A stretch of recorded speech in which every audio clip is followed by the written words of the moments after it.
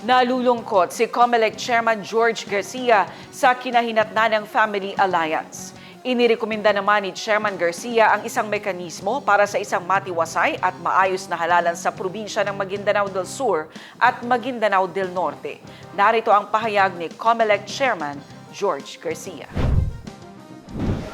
Ang ating deputized mediator.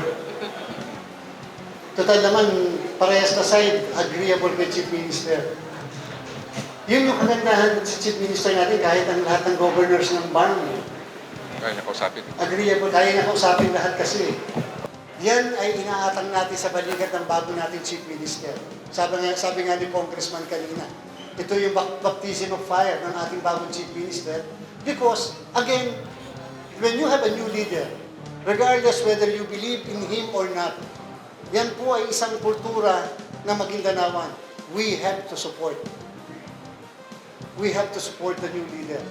Because the failure of the leader is the failure of the entire institution. Tatandaan po ng lahat.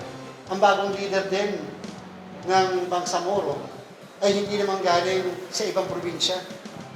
Napakaswerte na Maguindanao. Galing sa Maguindanao pa rin ang bagong leader ng Bangsamoro. So yun po, siguro, suporta na lang natin sa kanya muna.